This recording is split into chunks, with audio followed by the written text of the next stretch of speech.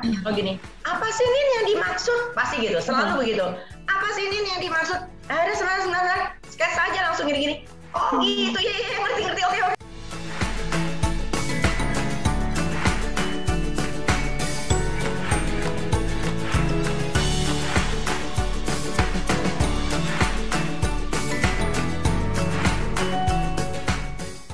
Terima kasih sudah meluangkan waktunya untuk hadir kembali dalam acara Proses hari ini. Kali ini kita akan membahas bagaimana cara berkomunikasi atau mengkomunikasikan desain kita kepada klien. Dan di sini juga sudah hadir para narasumber kita, ada Bu Erina Wiono, Pak Sakundria, Ibu Rina Renvil, kemudian ada special guest kita, ada Ibu Ines Tagor dan juga Ibu Cutmini. Sebelum kita akan mulai acara kali ini, saya akan mengundang ke dalam acara ini. Di sini kita sudah kehadiran juga Ibu Rina Renvil sebagai Ketua HDI DKI Jakarta. Selamat siang, Bu Rina. Selamat siang, Mbak Aziza. Baik, dan terima kasih Bu Rina. Ada yang mau disampaikan sebelum kita mulai? Baik, selamat siang semuanya. Selamat bergabung kembali. Jadi senang sekali akhirnya Mbak Nino dan Mas Sakundria bisa hadir di sore hari ini. Ingin sharing, judulnya adalah How to Communicate Your Design. Jadi mengkomunikasikan desain. Dan saya sendiri atas nama HDI DKI juga senang ya diundang untuk dijadikan dijadikan narasumber juga ya. Mungkin nanti di akhir akan sedikit sharing sebagai profesional ya, mungkin saya di sini satu-satunya profesional.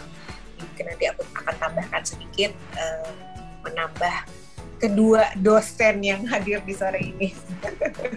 Dan terima kasih juga yang udah menyempatkan diri. Ini ada Mbak Ines Tagor, selamat kenal ya. Halo. Beliau adalah teman dekatnya Mbak Nino dan juga menjadi klien ya. Bisa sharing di sini dari pendapat luar gitu ya, sebagai teman dan klien. Mungkin itu Mbak Ziza dan Mas Bayu, terima kasih. Mudah-mudahan di tahun 2022 kita bisa berkolaborasi kembali bersama DKI Jakarta. Terima kasih. Terima kasih banyak Bu Rina. Tanpa memperpanjang waktu lagi, saya akan persilakan untuk yang pertama untuk Bu Nino untuk bisa memulai ceritanya nih Bu dan pengalamannya Bu. Silakan Bu Nino. Selamat siang semua. Saya kali ini mau sharing yang agak beda mungkin dari yang lainnya, karena biasanya kalau saya lihat ya Katalog Pro selalu menampilkan gambar-gambar yang bagus. Nah kali ini kebetulan Ines, saya kenal Ines sudah lama karena sahabat adik saya dari SMP. Jadi ketika Ines bilang, mau nggak Nin bantuin renovasi rumahnya, saya pikir, mau banget nih, karena saya lagi mau nyoba try and error cara saya menghadapi klien. Jadi saya mau coba untuk tidak menampilkan gambar perspektif seperti biasanya orang-orang jualan, karena saya pikir teman jadi nggak apa-apa, jadi coba trial. Si Ines ini saya trial. Jadi gue kelinci ya. Makanya. Percobaan. Begitu datang ke rumahnya Ines, yang pertama saya ini lakukan adalah gini, merasakan seperti apa sih rumahnya ini dan suasananya. Itu yang pertama kali saya rasakan, dan mendengarkan semua apa yang Ines inginkan. Itu dia situ Ines cerita, saya nggak potong, saya nggak apa, saya dengar aja ceritanya. Jadi Mbak Ziza kali bisa kasih lihat ya awal rumahnya ketika saya survei pertama kali. Jadi dengan kita merasakan rumahnya, kita mendalami, kita langsung mengetahui, saya akan memberikan yang seperti ini kepada Ines gitu. Di sini saya nggak anggap Ines klien, jadinya saya menganggap teman yang minta bantuan gitu ya. Jadi saya mungkin agak lebih enak, nggak stres kayak orang menghadapi klien gitu. Jadi awalnya Ines cuma bilang, Nin pengen mindahin kamar mandi yang di sebelah kiri, dan nih sebelah kiri adalah kamar mandi, sebelah depannya adalah walk-in closet. Saya mau pindahin karena di sini di bekas kamar mandi dan walk-in closetnya saya mau buat living tambahan dulu nih.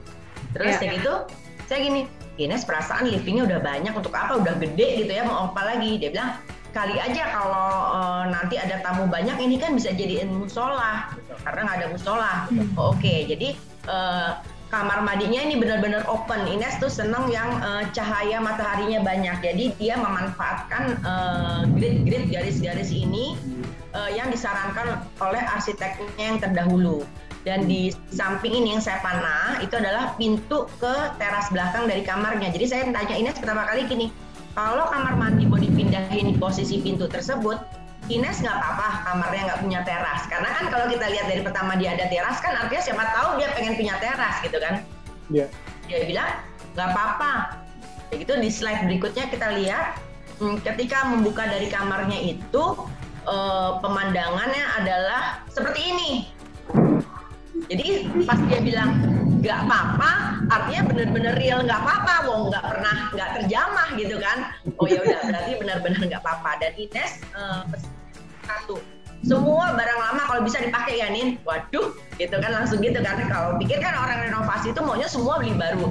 Ines nggak, pokoknya barang lama mau dipakai karena suka desain yang ini, saya suka karena ini memang permintaan saya gitu kata Ines kan.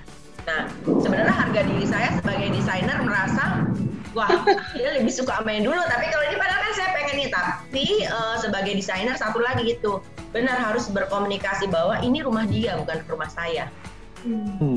Jadi apa yang dia minta harus saya penuhi gitu.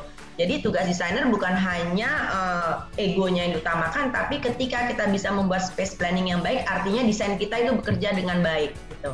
Jadi kalau kita lihat di slide berikutnya adalah di sini ini adalah yang ada fountain itu adalah di depan kamarnya Ines. Jadi dari kamarnya Ines walaupun itu ditutup masih tetap punya view ke taman. Dan di sebelah kanannya taman itu adalah ruang sepeda.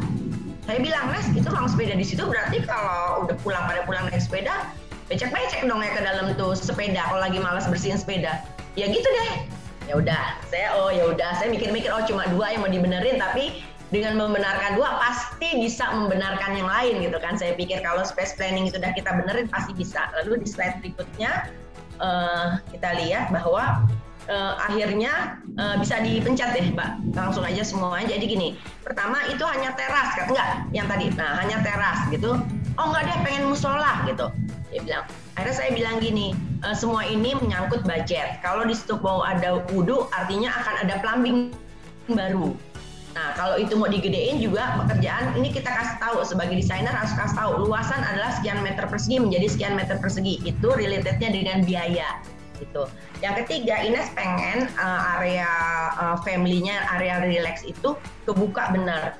Terus kalau desainer interior yang mempunyai latar belakang pendidikan desain interior itu kan kita punya sedikit wawasan tentang struktur ya. Nah di sini saya ketok-ketok lihat-lihat ini ada struktur Nes, nggak mungkin bisa dibongkar. Nih yang saya kotakin itu adalah struktur. Jadi ketika akan terbuka, nggak sepenuhnya akan terbuka. Saya bilang gitu ke dia. Saya memberikan wawasan itu. Oh ya udah. Terus di slide berikutnya, di sini kelihatan. Saya kasih poin-poin di sini bahwa nomor 1 pintu ini saya pakai lagi sesuai permintaan. Nomor 2 pintu kaca dari kamarnya saya pakai lagi di area sepeda. Saya bilang.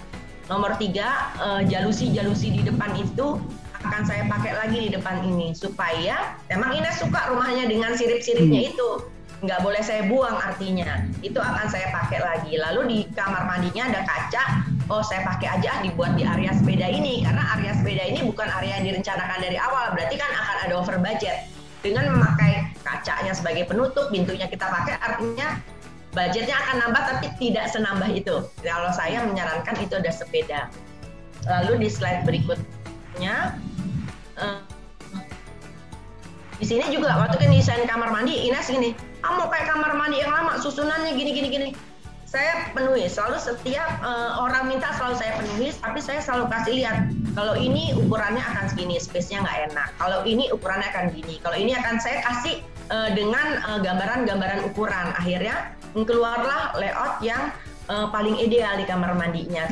Ketika tetap dengan wastafel yang pakai, kacanya tetap dipakai, WC yang tetap, bathtubnya tetap, dengan feel rasa yang lama, dengan penataan yang sedikit berbeda di sini. Lalu di slide berikutnya, nah ini ketika akan mendesain, kita harus melihat sekeliling kita, ornamen dan semuanya itu nggak boleh kita lupakan karena desain baru itu nggak boleh dia berdiri sendiri. Nah ketika saya bilang, Nes, ketika masuk ke area relax kita bikin ngelengkung yuk Nes gitu. Ngapain Kak Ines? Kan di belakang ada lengkungan dan ada jendela-jendela lengkung. Saya bilang itu kan tetap harus menyatu, ketika mata lihat kanan, lihat depan, kiri, semua sama. Saya bilang, oh yaudah. Nah di sini saya mencoba kekuatan berkomunikasi dan sketsa tangan. Jadi saya nggak pernah buat gambar perspektif yang cakep seperti orang biasanya presentasi klien. Saya cuma ngomong mainnya, saya sketsa perspektif itu kan. Mau nggak Nes gini? Karena saya trial nih sama Ines gitu kan. Ternyata gini, oh ya bagus suka. Bikin kontraktor. Jadi proyeknya cepet aja udah gitu berdasarkan sketsa tangan. Begitu dia suka, kontraktor nggak bisa baca gambar pakai sketsa. Ya udah saya bikin gambar kerja. Tapi itu juga cepat karena cuma sedikit kan yang dikerjakan. Jadi di sini benar-benar saya pakai kekuatan komunikasi aja. Lalu slide berikutnya, nah ini adalah hasil perubahannya tadi. Ruangannya menjadi satu ruangan terbuka, tapi kalau dia mau sholat enak tetap masih agak ketutup dengan view ke luar taman yang tadinya tamannya tidak berfungsi. Ketika menjadi teras, tamannya otomatis langsung berfungsi. Di slide berikutnya. Kita lihat kamar mandinya hampir sama dengan yang lama, tetapi ada perubahan di sini. Di sini Ines minta ornamen-ornamen. Nah, ketika kita milih ornamen juga di slide berikutnya kita lihat bahwa nih di slide berikutnya bahwa nah ini dia tamannya. Setelah Ines merenovasi kamar mandi pindah ke kiri, sebelah kanan kamar mandinya menjadi ruang sepeda. Tamannya akhirnya menjadi berfungsi karena padahal hanya mau mindahin kamar mandi. Karena cuma mindahin kamar mandi dan bikin ruang keluarga, akhirnya jalan yang tadinya tidak dipakai menjadi jalan seperti yang ini kita lihat yang kiri, jalan setapak menuju ruang sepeda. Ini yang saya bilang, pintunya kan pakai pintu kamar yang lama. Kacanya pakai kaca kamar mandi yang lama. Ines hanya menambah beban biaya bikin dinding ini sama besi-besi ini aja. Dan di kamar mandinya dia yang baru tetap feel dia kamar mandi yang lama karena sirip-sirip ini tetap kita pakai. Dan teras ini akhirnya orang duduk-duduk otomatis kan taman jadi bagus ya dengan terbuka menjadi teras. Jadi akhirnya yang tadinya kumuh jadi nggak kumuh gitu loh, jadi tempat gathering di situ. Lalu di slide berikutnya. Ternyata tempat sepeda ini akhirnya difungsi untuk Adele ya Nes ya, suka manjat tebing. Nah, anak yang musuh. Itu kan jadi kosong tuh, sepeda udah pindah ke sana. Dibuat ya, saya juga nggak tahu nih kreasi Ines sendiri nih. Pas saya datang kemarin, loh Nes jadi kayak gitu Nes. Jadi keren gitu loh buat manjat-manjat tebing akhirnya di situ. Lalu di slide berikutnya. Di sini Ines bilang, saya bilang, Nes ini kalau bikin pattern nih akan rusak deh Nes pasti dengan shower, karena orang mandi kan shower di situ. Dia bilang enggak, gue sama Adi kalau mandi nggak seneng pakai begitu, selalu pakai gini. Ternyata dengan saya ikutin maunya dia dengan nggak kekeh, ternyata memang ini bisa dijadikan spot Instagramable-nya Ines gitu loh. Kita bayangin kalau kemarin saya paksa juga pakai shower tempel di situ kan jadi patternnya nggak kelihatan. Gitu. Jadi apa yang dia minta nggak selalu saya paksakan apa yang saya mau, karena apa yang saya misalnya mau orang biasanya begini, tapi ternyata dia habitnya tidak begitu kan. Jadi kita ikutin habitnya dia. Jadi ini bisa dijadikan spot Instagramnya Ines. Dan slide yang terakhir ini. Nah di sini ternyata kan tadinya saya maunya terasnya kecil aja. Kalau dilihat di gambar di atas tuh terasnya kecil, saya pengen di depannya ada batu-batuan, itu ide saya. Lalu Ines bilang, jangan deh nih terasnya digedein aja, dia bilang gitu. Nah ya udah deh nggak apa-apa, ternyata dengan menggedekan teras itu sepeda tidak perlu masuk ke rumah lagi, dari luar langsung ke rumah sepeda yang cukup aman karena dikunci gitu Mas. Wow. Itu sharingnya Mbak Ziza dan Mas Bayu. Oh ini seru banget ya. Jadi sebetulnya menurut Mbak Nino memang bagaimana kita berkomunikasi dengan klien atau dengan rekanan kita itu sangat penting ya Mbak, karena nggak semua apa yang kita rencanakan kan memang selalu diiyakan oleh klien terutama gitu. Iya betul. Nah Dan yang terpenting lagi di sini, apalagi pengalaman dari proyeknya rumah Mbak Ines yang Mbak Nino kerjakan kan, ini nggak hanya cuma sebatas klien di awal dari pertemanan. Nah, pertanyaan saya sebetulnya kadang-kadang gini, banyak teman-teman kita yang kita tahu adalah kita seorang arsitek atau interior design gitu, bantuin gua dong gitu. Tapi bagaimana tuh Mbak kita bisa tetap menjaga profesionalisme kita gitu? Karena kadang-kadang ada hal-hal yang nggak enaknya atau mungkin kadang-kadang ada yang bilang pakai harga temen deh gitu. Nah kalau dari sisi Mbak Rinta seperti apa Mbak? Ini kalau saya biasanya sama teman-teman lain saya biasa pakai penawaran harga. Tapi kan ini saya dari awal bilang di Ines ini saya lagi Inesnya nggak tahu. Saya bilang gini, Ines nggak usah bayar. Kenapa? Karena Ines nggak tahu kalau lagi saya jadikan eksperimen. Karena satu proyek tanpa gambar perspektif itu dia. Jadi hanya komunikasi dan sketsa tangan.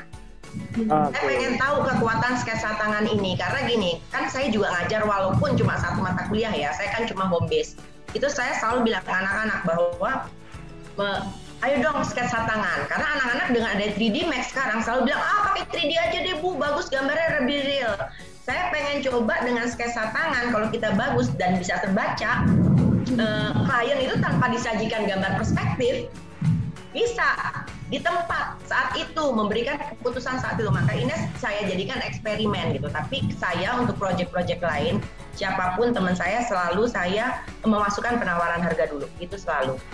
Dan nggak pernah harga teman ke semua teman-teman saya. Oke.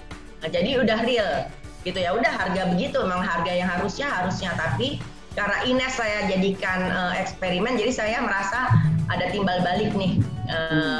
Saya ternyata yang saya kerjakan tanpa gambar perspektif, tapi kemampuan komunikasi yang baik dan sketsa tangan yang baik yang dapat dibaca dan dimengerti, ternyata bisa juga gitu. Nggak harus melulu 3D Max gitu Mas. Ya. Oke. Menarik ya Bu Nino. Dan saya jadi penasaran Bu. Berarti kan sketsa tangan itu yang jadi media komunikasinya Bu Nino ke Mbak Ines waktu itu ya? Iya. Dan apakah apakah sketsa tangan itu sering kali juga Bu Nino gunakan ketika berkomunikasi dengan klien-klien lainnya gitu, biar informasi desainnya langsung tercapai gitu? Itu selalu. Jadi kalau misalnya gini, siapapun klien saya, gini, apa sih ini yang dimaksud? Pasti gitu, selalu begitu. Apa sih ini yang dimaksud? Ada sebenarnya sketsa aja langsung gini-gini. Oh gitu, ya ngerti, oke gitu. Itu selalu. Makanya selalu kalau saya ngajarin anak-anak, ayo dong belajar sketsa tangan gitu. Mereka nggak mau gitu. Saya bilang jelek, nggak apa-apa, latihan terus gitu loh. Jadi itu emang selalu saya pakai sketsa tangan gitu. Mungkin saya orang jadul kali ya, karena kuliah juga tahun jebot, jadi kan harus bisa tangan belum ada tuh dulu. Jadi biasa gitu, selalu kalau klien gini, di proyek apapun, sampai office, sampai kafe, apa-apa, selalu mereka nanya, ya apa sih ini yang dimaksud gitu. Karena kan orang nggak bisa membaca layout. Iya, betul. Nggak semua orang bisa membaca layout ya Bu ya? Nggak bisa. Dan ketika ketemu juga kita kan nggak bisa langsung tiba-tiba langsung buka laptop, harus bikin dulu 3D-nya gitu. Iya kan, nggak mungkin gini, sebentar ya saya pulang dulu, kata orang itu udah males deh, gue beli aja sendiri di toko taruh, dia bilang gitu kan. Tapi kalau kita bisa membayangkan yang gini, oke deh, ornamennya mau deh, pakai deh gitu, ya udah Bu langsung deh kayak gitu. Tapi kalau kita pulang dulu, orangnya bisa berpikir aku nyari klien desainer lain deh, nanti gitu. Betul. Wah, menarik. Baik, terima kasih Bu Dino. Silakan Mas Bayu. Ya, terima kasih Mbak Dino atas insight-nya. Nah, sekarang kebetulan karena kita juga kehadiran Mbak Ines Tagor di sini sebagai teman / kliennya Mbak Dino. Di sini juga kita akan sedikit ngobrol-ngobrol juga dengan Mbak Ines nih Mbak. Tadi sekali lagi terima kasih, kita sudah dikasih kesempatan untuk jalan-jalan ke rumahnya Mbak Ines secara virtual gitu. Ya. Dan menurut dari Mbak Ines sebetulnya sebagai posisinya sebagai klien gitu Mbak ya, seberapa penting sih menggunakan jasa desainer interior Mbak untuk sebuah pekerjaan renovasi rumah ataupun mungkin Mbak Ines punya project lain gitu. Kalau menurut saya sama suami itu penting ya, meskipun misalnya saya suka banyak referensi, misalnya nonton. Saya kan senang banget tuh hari-hari yang saya setel adalah TV HGTV. Oh ya. Itu sama kayak Property Brothers ya Mbak? Property Brothers nggak apa ya, yang hometown apa-apalah gitu. Hometown, ya. Nah itu saya sama sahabat saya itu adanya Nino, kita dari SMP udah deket banget. Nino juga kenal saya udah lama. Nah kita nonton itu, terus diskusinya itu. Tapi kan nggak bisa ya kita dengan selera kita itu hanya referensi aja. Tapi untuk mendesain atau untuk menjadikan sesuatu itu menjadi nyata itu saya sama suami pikir perlu bantuan desainer gitu, karena ngomong yang paling menurut kita tuh orang awam yang paling susah adalah ngomong sama tukang. Betul. Ya kan, jadi misalnya saya nggak butuh jasa desainer deh, mau nge-cut biaya desainer misalnya, karena kita punya referensi banyak kan sekarang banyak ya, itu tadi nonton Pinterest atau Instagram gitu. Tapi kan yang susahnya itu bahasa ke tukang. Kalau sama Nino tuh bener banget yang tadi Nino bilang, Nino kan ngoceh-ngoceh kayak gitu tuh, ngocehnya gitu kan. Terus ini maksud lo gitu, nanti dia gambar.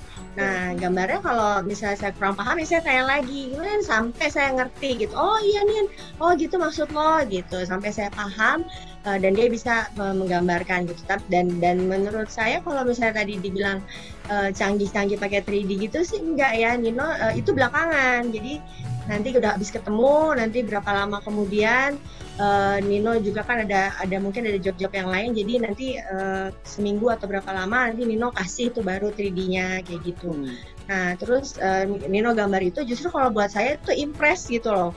Wow, dia bisa juga ya gambar gitu. Saya bisa gambar yang urek-urekan tapi ya amazed gitu. Jadi kayak ya mungkin kayak desainer baju gitu ya, dia sketch gitu ya, mungkin kayak desainer baju. Nah ini desainnya gambar dia, terus saya jadi paham, oh maksudnya dia gini, oh dia bisa memahami yang saya mau gitu. Oh jadinya seperti ini. Kemudian nanti kan dia yang membahasakannya tuh sama tukang gitu. Jadi gini, tukang ini, jadi ini segini nih meter gitu. Nah dia ngoceh sama tukang gitu. Kalau saya udah approve, tetap ada pengawasan dari Mbak Nino ya, Mbak Ines pada saat konstruksi ya. Oh iya, Nino datang berapa lama, pas sebulan sekali gitu-gitu ya, lupa ya Nin ya. Akhir 2020 kita mulainya 2019 bulan apa lupa, pokoknya 2020 awal tuh jadi, which is bener-bener indah pada waktunya banget, karena nggak lama setelah itu kan lockdown. Betul. Lockdown, terus saya nggak punya musola, kan kita nggak boleh sholat di masjid. Jadi ruang tambahan saya ini, tempat saya duduk nih sekarang di ruang keluarga tambahan yang tadinya kamar mandi. Jadi kamar mandi saya kan tadinya besar banget, karena kamar mandi sama wardrobe jadi satu, jadi kan lumayan besar. Mubazir, ini kayak mubazir dari ruangan ini, kamar mandi saya kegedean, digeser aja ke samping kamar saya, terus ini jadi ruangan duduk lagi, saya bilang gitu Mas. Nah udah ini udah jadi ruang duduk, pas saya duduknya enak, terus sebelah kanan saya ini teras, seperti itu. Nah beruntung banget di lockdown, jadi kita tinggal keluarin meja, kursi gitu, geser-geser aja, udah jadi sejadah, jadi tempat sholat, seperti itu. Karena sebenarnya tadi yang tempat Adelia Boulder itu, yang tadi garasi sepeda itu adalah musola. Nah itu musola, sekarang jadi tempat boulder panjat gitu. Nah tadinya tuh musola, tapi memang jarang kepake karena nggak pakai AC. Kan panas kan, jadi anak-anak protes, panas, sholat di sini panas, jadi sholat juga di kamar, jadi mau bazir. Akhirnya jadi garasi sepeda, seperti itu. Nah setelah ada renovasi ini, mulai deh sekalian kata suami saya, udah kalau mau renov jangan satu-satu, jangan tanggung-tanggung, semuanya aja gitu. Nanti kalau satu-satu malah lebih mahal gitu kan. Ya udah semuanya saya diskusin sama Nino. Jadi ruang keluarga tambahan, ada teras, kamar mandi geser, karena kan kamar mandinya jadi nggak ada kan. Kamar mandi geser, terus dapat garasi. Jadi banyak deh, dapat 1, 2, 3, 4, dapat 4 hal gitu. Terus di atas kamar mandi saya juga didak, jadi terasnya si kembar di atas kayak gitu. Jadi malah ada tambahan teras di lantai 2 untuk kamar anak saya yang kembar keluar, itu jadi ada teras karena sebawahnya tuh kamar mandi saya, seperti itu. Gitu Mas. Bu Ines, Mbak Ines, saya akan mau nanya juga nih, dari desain yang sudah dibuat oleh Bu Nino gitu kan, tadi akhirnya ada berubah-berubah terus digeser-geser, itu dari desain yang sudah dibuat dari Bu Nino, apakah sudah memenuhi ekspektasi dari Mbak Ines? Oh, gitu.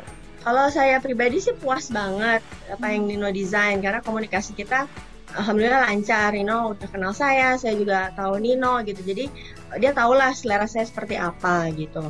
Udah paham banget. Terus saya sering saya pilih-pilih barangnya sendiri, habis itu nanti WhatsApp Nino, ini kayak gini lucu nggak gitu. Tapi penasihat spiritual saya lebih ke adeknya sih, bukan Ninonya.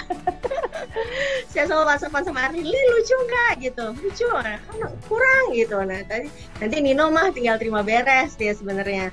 Penasihat spiritual saya lebih ke adeknya, karena dia tahu banget selera saya, udah sahabatan dari SMP.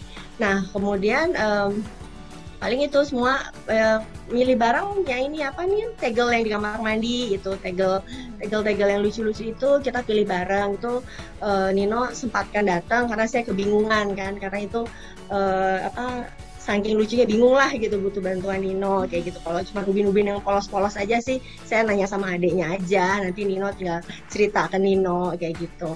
Terus cat semua juga saya pilih, tapi semua desainnya saya minta bantuan Nino. Yang nggak puas sama desain itu hanyalah kesalahan saya sendiri, bukan salahnya Nino.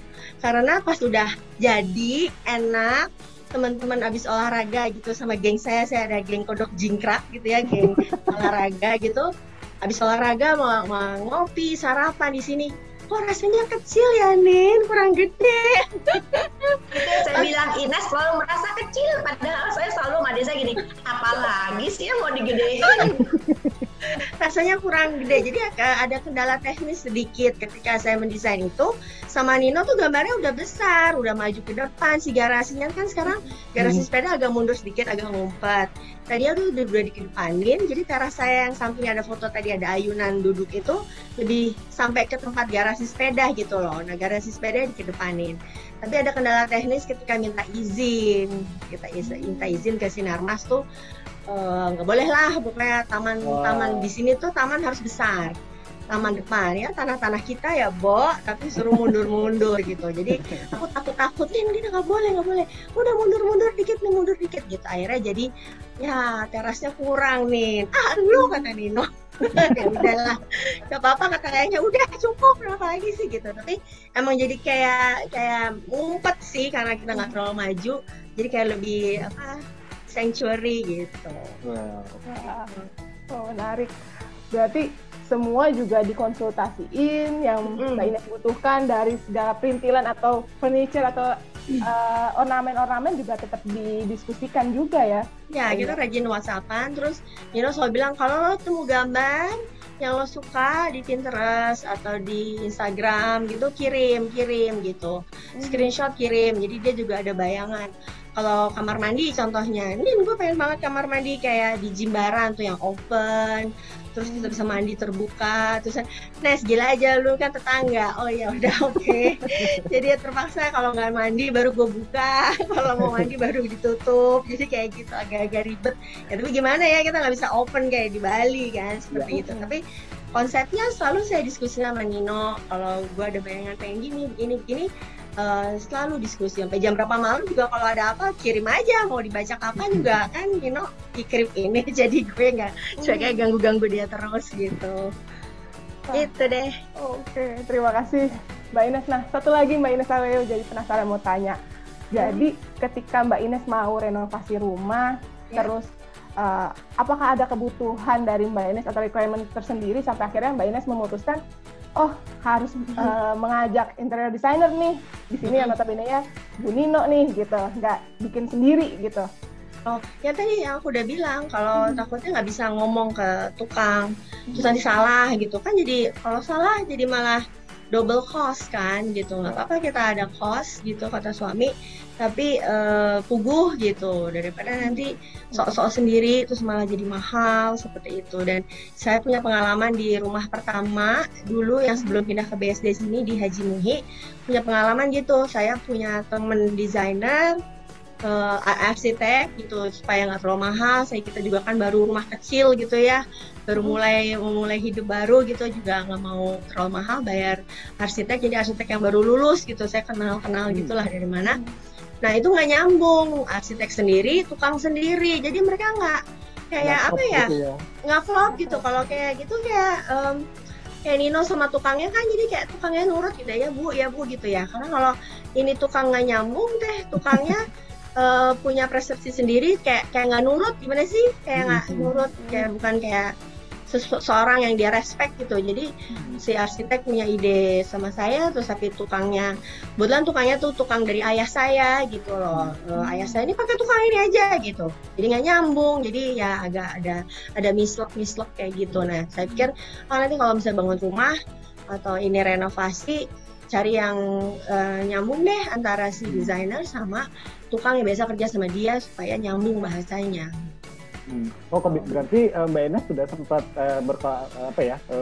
menggunakan jasa desainer juga sebelum Mbak Nino ya, Mbak Ines ya? Oh iya, kan rumah pertama, ini rumah kedua juga. Dulu sebenarnya udah pengen sih sama Nino pas rumah ini, cuman kenapa ya enggak, aku dengar Nino cuma di desain interior gitu, bukan arsitek gitu. Jadi saya takutnya Nino nanti dalamnya aja gitu. Ya. Akhirnya sampai kerja sama Nino gitu. Nah ini, ya, yang bangun rumah juga teman-teman suami lah, ada arsitek di Bintaro, kontraktor juga gitu kan. Jadi ya itulah, harus satu geng lah mereka itu. Satu geng. Betul. Dan berarti awal-awal baru berani menggunakan jasa Mbak Nino bukan karena harga mahal ya, tapi bagaimana Mbak Nino bisa mengontrol proses konstruksinya itu sebetulnya ya. Ya, Mbak Nino ngontrol, terus saya juga nanya kan dari tukangnya ngasih harga gitu, ini mahal nggak nih gitu. Tanya Mbak Nino, oh enggak, biasa gitu. Kan kita juga takut dimahal-mahalin kan. Seperti itu. Oke, Mbak Ines, terima kasih sekali lagi sudah hadir di sesi Protalk kita kali ini, dan juga sharing-sharing mengenai apa yang sudah dikolaborasi bersama Mbak Nino di sini. Dan Mbak Nino juga terima kasih sudah sharing ke kita. Tapi jangan kemana-mana dulu Mbak Nino dan Mbak Ines, karena di sini kita juga masih ada 2 narasumber yang akan sharing di sini. Kita masih ada Mas Sakundria Wardana, dan biasanya kita panggil Mas Andri, yang juga akan sedikit sharing mengenai karyanya dan juga bagaimana pengalaman beliau pada saat berkolaborasi dengan kliennya di sini. Saya akan sapa Mas Andri di sini. Halo, selamat siang menuju sore Mas Andri. Selamat sore Mas Bayu. Sehat-sehat ya Mas? Sehat, alhamdulillah. Oke, Mas Andri, saya akan langsung kasih kesempatan saja ke Mas Andri. Silakan Mas Andri. Iya, baik. Terima kasih Mas Bayu, juga terima kasih semuanya saya sudah bisa diberikan kesempatan untuk bisa presentasi pada hari ini. Sebenarnya bukan presentasi ya Mas Bayu ya, ini cuma sharing aja terkait dengan tema kita hari ini. Temanya adalah how to communicate your design. Nah, sebenarnya sebagai seorang interior designer tuh kita dalam menerima atau mendapatkan suatu project ya Mas ya, terutama untuk rumah tinggal nih. Kalau kebetulan saya memang kebanyakan project saya adalah rumah tinggal. Ini memang agak berbeda dengan project-project lain seperti public space gitu ya Mas ya. Karena kenapa saya bilang berbeda? Karena kalau rumah tinggal ini kan kita berhadapan dengan orang yang tinggalnya 24 jam di rumah itu gitu ya. Beda dengan kalau public space paling lama orang bekerja dari jam 8 sampai jam 5 Mas Bayu. Ya. Nah, setelah itu mereka tidak akan, biarpun lembur, mereka tidak akan stay lama di kantor gitu ya. Jadi mereka fine-fine aja, kamar mandinya mungkin tipenya seperti apa, ya aja gitu ya. Lalu kalau karena ini kita berhadapan dengan orang yang memang tinggal 24 jam di rumah itu, jadi kita memang harus ada pendekatan berbeda Mas. Dan memang di sini agak sedikit bisa dibilang agak ribet gitu ya kalau rumah tinggal. Karena kita akan ketemu dengan penghuni yang jumlahnya memang tidak banyak, tapi semua kepinginnya komplit gitu ya, baik dari si ibunya, bapaknya, atau mungkin anaknya gitu ya. Semua nih mereka punya kebutuhan dan juga keinginan yang berbeda-beda. Dan memang karena berbeda tadi itu, kita harus bisa menyatukan nih semuanya, keinginan desain seperti apa, ide masing-masing seperti apa. Jadi kita harus bisa kasihkan, sama seperti Mbak Nino sampaikan, kita kasihkan beberapa image gitu ya untuk klien gitu kan, supaya nanti pemecahan hasil desainnya bisa langsung kelihatan gitu kan. Kita harus bisa tahu, oh porsi seperti ini, model seperti ini, dan warnanya seperti ini gitu, gayanya seperti ini. Semua kita harus satu persatu sampaikan kepada klien kita. Dan yang perlu diperhatikan biasanya kalau rumah tinggal ini kita banyak ketemu dengan ibu-ibu, Mas, gitu ya. Karena jarang bapak-bapak mengurusi interior rumah tinggal gitu. Jadi saya hampir 80%, 90% klien saya, bukan 80%, itu adalah ibu-ibu. Yang mana biasanya mereka akan lebih dominan ya, Mas ya. Karena kan dia 24 jam, dia masak di situ, dia juga tinggal di situ, juga kepinginnya semua yang ada di rumah ini kayaknya pencerminan dari dia. Walaupun memang tadi beda-beda tadi ya, Mas ya. Kalau anggapan yang bapak atau anak nih anggapnya nomor kesekian lah gitu. Yang penting saya nih harus bener nih di rumah gitu. Pokoknya harus nyaman, saya nggak boleh nggak nyaman gitu. Nah itu pendapat saya gitu ya dari klien saya selama saya menjalani rumah tinggal.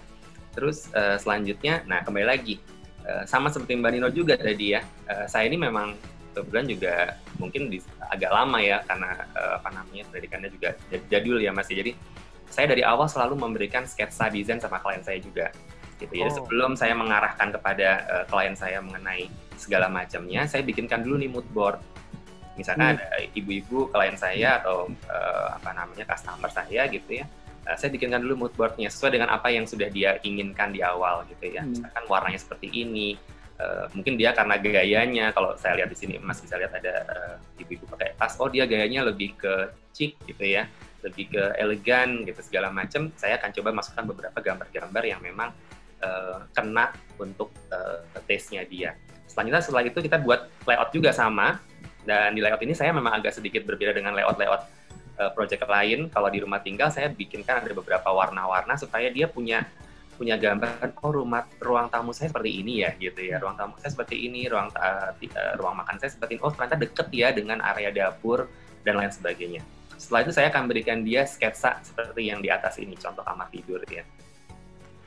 Tetap plus masih saya combine juga dengan beberapa image gitu, karena biasanya ibu-ibu agak susah nih gitu ya. Bayanginnya agak susah gitu ya kalau nggak ada motifnya ya Mas.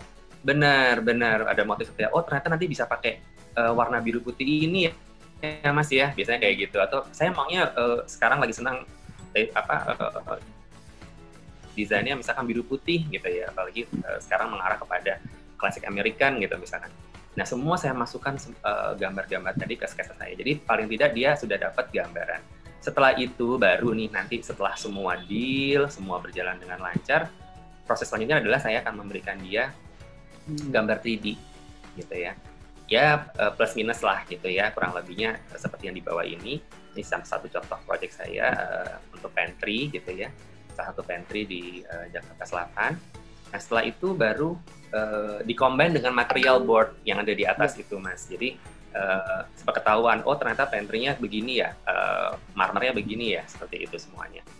Baru nanti pada saat project pengerjaannya kita berikan gambar kerja segala macam, dan sampai hasil akhir yang nanti kita pasti akan mensupervisi juga Mas Bayu, sampai sejauh mana sih desain yang kita buat bisa tercipta sesuai dengan apa yang kita inginkan, dan juga klien yang inginkan tadi, seperti itu. Nah selanjutnya ini adalah kebetulan contoh dari project saya Mas gitu ya, di daerah Kelapa Gading.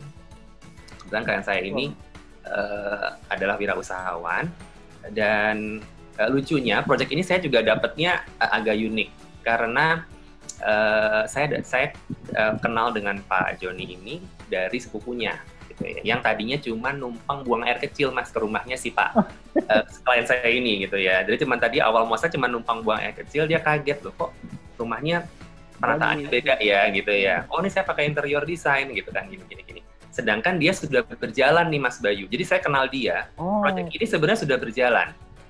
Dan akhirnya dia baru cerita sama sepupunya bahwa dia tuh berantem sama arsiteknya. Terus karena dia lihat ini semuanya yang buat siapa gitu kan, biasa ngobrol-ngobrol. Ini interiornya ini, tapi bangunannya kebetulan saya dibantu juga sama interiornya gitu kan. Kebetulan saya memberikan advice juga sih sedikit. Dan karena saya memang ada tim untuk arsitek juga kebetulan. Jadi saya memberikan sedikit advice kepada klien saya kalau untuk yang memerlukan advice secara tampak ya, fasad depan bangunan gitu. Nah pada saat dia sudah tahu langsung menghubungi saya gitu. Jadi ini ceritanya di sini project ini nih saya di tengah-tengah Mas. Jadi di antara klien dan arsitek, karena si klien saya ini tidak mau ketemu dengan arsiteknya. Sampai segitunya Mas ya? Padahal sudah berjalan nih. Gitu. Sudah, jadi saya setiap hari ini saya harus berada di tengah dan gimana caranya pokoknya proyek ini bisa berjalan gitu. Dia juga bilang, saya percaya nih sama Mas Andri gimana caranya ini harus jadi rumah dengan gaya klasik gitu ya, Prancis ada sentuhan Amerikannya gitu kan. Akhirnya berjalan lah di situ semuanya sampai seperti yang foto sekarang Mas Bayu lihat gitu, semua nih paneling rumahnya gitu ya. Dan sebenarnya tadinya nggak seperti yang foto ini Mas, tampaknya agak berbeda sekali gitu ya, karena tadi ada konflik tadi itu dengan arsiteknya. Nah, maaf Mas Andri, saya jadi ada pertanyaan nih Mas. Pada saat Mas Andri masuk, berarti konstruksinya sudah berapa persen Mas? Dengan konstruksinya sudah 30% ya Mas. Oh, oke. 30-40%. Jadi memang saya nggak bisa bergerak banyak, tapi paling tidak saya menyesuaikan aja sih gitu ya. Saya lihat memang kira-kira bagaimana yang masih bisa disesuaikan gitu kan dengan keinginan dia, terus dengan foto-foto yang dia sudah siapkan juga pastinya. Dia kepinginnya ini mana ya yang masih bisa diselamatkan, mana yang masih bisa kita rubah seperti itu gitu Mas. Ya alhasil memang mau tidak mau ya Mas, akhirnya kita juga berusaha lah kita memberikan servis yang terbaik untuk klien saya gitu. Berikutnya ini hampir sama, ini bagian dalamnya juga ya. Jadi semua ruangan ini paneling. Cuman karena kebetulan tadi sudah telanjur terjadi, jadi kita harus bisa memikirkan gimana caranya dia mau paneling tapi tembok sudah jadi gitu ya, sudah sudah halus segala macam gitu ya. Karena coba pakai kayu deh, kita pakai list profil segala macam gini. Dan kita harus mengikuti juga prosesnya Mas Bayu. Jadi setiap hari kita juga pantau supaya nanti nggak salah gitu kan. Karena kita bekerja dengan tukang kan, nanti nggak dengan spek lagi gitu kan. Jadi pelan-pelan kita ikuti proses. Sampai dengan pemasangan tangga ini pun juga karena ini travertin, arahnya pun juga harus benar-benar gitu ya, harus sesuai. Dan memang kalau bisa setiap rapi ini adalah sambungan dari marmer yang utuh tadi itu, jangan sampai nanti beda-beda garis. Seratnya jadi aneh nanti kelihatannya Mas. Seratnya jadi biar sama semua. Kalau dari atas kita nanti semua sama seperti utuh, padahal dia tangga seperti itu. Gitu. Sampai juga pemasangan unit ya Mas. Kebetulan di rumah ini karena dia kepingin sekali punya perapian, tapi karena tidak fungsi juga perapian di Indonesia. Makin panas ya. Makin panas, akhirnya kita cari solusi, kita bikin perapian dari kayu gitu ya. Ini adalah buatan sendiri juga, maksudnya dibuat langsung, tidak pesan jadi, kita custom gitu ya. Tapi ini ada fungsinya Mas. Ini tidak serta-merta cuma perapian aja. Jadi ada 2 rak di bawahnya yang memang digunakan untuk audio sistemnya dia. Jadi audio sistem, CCTV segala macam yang nantinya ini akan ditutup dengan terawangan yang seakan-akan kalau di Eropa itu perapian pasti ada penutup depannya ya Mas ya. Karena untuk panasnya tadi biar tidak keluar. Nah ini seperti itu kurang lebihnya. Jadi masih bisa dipakai remote tapi tertutup gitu. Dan masih tembus lah sinyal seperti itu. Nah ini berikutnya, ini tampak yang tadi setelah jadinya, hasil akhirnya seperti ini gitu Mas, dari yang tadi ya, setelah sekian lama berdebat dengan si arsitek itu akhirnya kita bisa pelan-pelan seperti ini. Nah ini adalah ruang dalamnya gitu ya, dari ruang tamu depan gitu. Terus memang semua seperti tadi saya sampaikan paneling gitu ya, dan kebetulan Pak Joni ini tidak mau banyak sekat, tapi mau tidak mau ruang tamu dengan ruang dalam harus ada sekat supaya tidak kelihatan ini gitu ya. Jadi kita sekat. Nah biasanya foyer itu di depan gitu ya, baru masuk ada foyer. Nah ini memang agak spesial di sini. Foyernya ini adalah justru di setelah ruang tamu sebagai ruang peralihan antara pada saat dia turun dan menuju ke ruang makan ataupun ruang tamu tadi gitu. Dan ini ada foyernya di belakang dari ruang tamu tadi. Selanjutnya ini ruang makannya gitu. Ruang makannya juga masih sama dengan tema yang sama, klasik Prancis, tapi semuanya looknya modern, tidak terlalu berat gitu. Dan ini agak sedikit unik juga di ruang makan ini karena plafonnya kita gunakan cermin gitu ya. Jadi kita pasang satu persatu, kita ukur apakah sudah sesuai dengan ukuran yang kita inginkan, baru kita pasang ke plafon tadi supaya ada refleksi juga sih Mas. Sebenarnya ini tujuannya untuk menampilkan kesan ruangan ini lebih luas lagi, dan lampunya juga kan ada indirect ya dari drop ceilingnya itu supaya bisa lebih kesan luasnya ada gitu Mas di sini. Dan ruangan ini kan bersebelahan dengan ruang keluarga dan tadi yang foyer tadi yang turun dari tangga tadi. Seperti itu. Nah, ini adalah ruang tamu, ruang keluarganya gitu ya. Oh, ini yang tadi yang Mas Andri sampaikan ya. Jadi yang kayak perapian itu. Benar. Di bawahnya ada kerawangan itu ya Mas ya. Jadi itu seakan-akan seperti perapian, tapi sebenarnya ini memang tujuannya tadi untuk menyimpan audio system ya. Gitu. Dan dari semuanya nih Mas, dari CCTV, TV, air conditioner control, semua ada di situ semua. Komplit lah. Nggak berantakan gitu Mas ya? Iya, sampai sound systemnya pun juga di rumah ini semua dari situ pusat. Nah, ini adalah ruang ininya. Dan yang sebelah sini sebenarnya bukan kamar tidur utama, ini adalah kamar tidur untuk ibunya. Jadi kebetulan beliau masih ada orang tuanya dan kepingin kalau ibunya tinggal di sini supaya tidak naik turun. Di mana nih Pak Andri, Mas Andri gitu kan? Ya udah di sebelah sini aja Pak. Jadi saya bikinkan ruangan khusus untuk ibunya, lengkap dengan wardrobe-nya, lengkap dengan kamar mandinya gitu kan, walaupun mungkin nggak terlalu luas ya, karena dan deket gitu, maksudnya memang karena untuk usia sudah hampir 70 ke atas kan mungkin agak susah ya Mas kalau jauh-jauh besar-besar kamarnya. Jadi semua harus dekat dengan dia dan mudah lah kan seperti itu dicapai. Nah, ini adalah master bedroom-nya di lantai atas gitu ya. Dan ini kebetulan sekali dia maunya semua seperti awal open space. Jadi nggak mau dia ada sekat. Tapi mau tidak mau harus disekat supaya ada sedikit privacy lah untuk di ruangan ini. Nah, sekat tadi saya pergunakan untuk ruangan koleksi dari ibunya gitu, istrinya. Dan istrinya suka sekali koleksi tas-tas. Jadi gimana ya Mas supaya kesannya pada saat masuk saya kayak di toko gitu kan. Jadi ada kotak tadi itu biar ditaruh satu persatu tasnya supaya dia pas masuk tuh hatinya senang lah gitu. Seperti biasa juga dia kepingin ada foyer juga pada saat dia masuk. Jadi ada foyer kecil, sebelah kanannya adalah WC-nya, walk-in closet-nya, sebelah kanannya tadi yang terang. Dan ini masih semua dengan konsep dan tone yang sama. Jadi memang supaya benang merahnya dari bawah sampai atas dapat gitu ya. Oke. Nah, ini adalah kamar mandi utama atau master bathroom-nya. Ini yang tadi saya sempat kasih lihat ke Mas Bayu yang masih dalam proses. Nah, ini sudah jadinya. Dan di kamar mandi ini juga masih ada wardrobe juga, tempat penyimpanan pakaian ya, tapi untuk khusus yang berhubungan dengan pada saat dia mandi gitu, misalkan pakaian dalam atau apalah, handuk segala macamnya. Gitu. Nah, ini ruangannya, dan ini juga kamar tidur anaknya masih dengan desain yang sama, jadi semua tidak lari, dan ini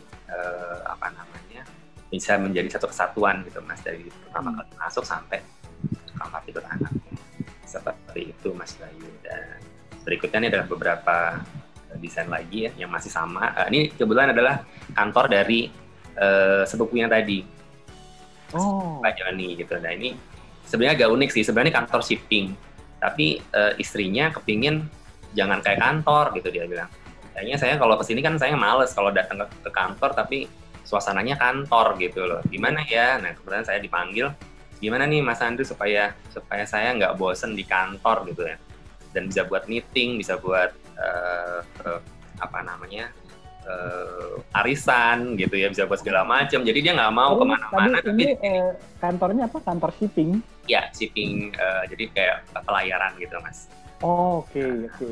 Ya, gitu. Jadi dia kepingin semua tamunya datang ke sini bisa meeting, nggak kemana-mana, tapi semua kebutuhan terpenuhi gitu di situ.